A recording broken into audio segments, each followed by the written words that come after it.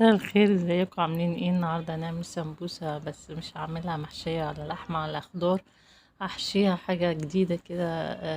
يعني جايز يكون في حد جربها، بس انا حبيت اجرب التجربة دي. فيها مكسرات، وهسقيها شربات ودقيق سميد.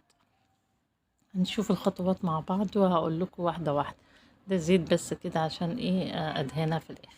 هنا دقيق السميد ده كوباية، وحطيت عليه معلقتين زيت، وهقلبه على النار لحد ما يدي اللون الذهبي كده، يعني يبقى، يعني هو انتوا شايفين دلوقتي ابيض، هو هيدي لون ذهبي وهشيله.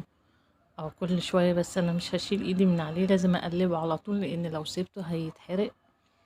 وعطى اللون الذهبي كده، وهحط عليه بالظبط يعني نص كوباية شربات تقيل بس، وهقلبه كويس، واروح ضايفاه على المكسرات اللي هي زبيب، سوداني، أي مكسرات عندكم.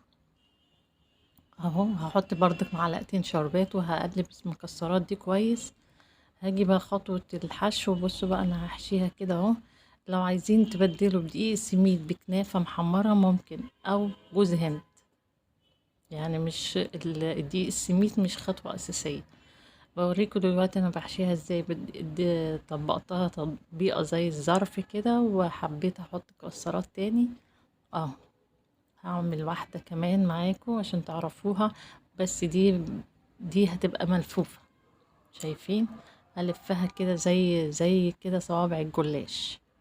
لقيتها هشة وخفيفة وحلوة، ياريت تجربوها بجد، حلوة جدا. طبعا انا عملت كل الكمية خلصتها.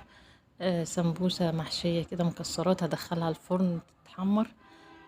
بس قبل ما ادخلها هدهنها زيت كده، عشان ايه؟ تدي لون كده في الفرن. خطوة حلوة وأساسية وخفيفة، يعني بدل ما كنا بنحشيها على طول ده لحمة وخضار. جربوا الخطوة اللي هي محشية مكسرات أو كنافة ممكن. يعني جربوها في أي حاجة، في زيها زي الجلاش يعني، وأخف منه كمان. هنا حمرتها في الفرن واستوت.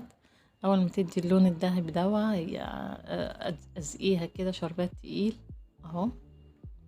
زي ما انتم شايفين هزقيها شربات تقيل، وخلصت. يعني ما بتاخدش معايا وقت خالص، وجميلة، ويا ريت تجربوها بجد هتعجبكم.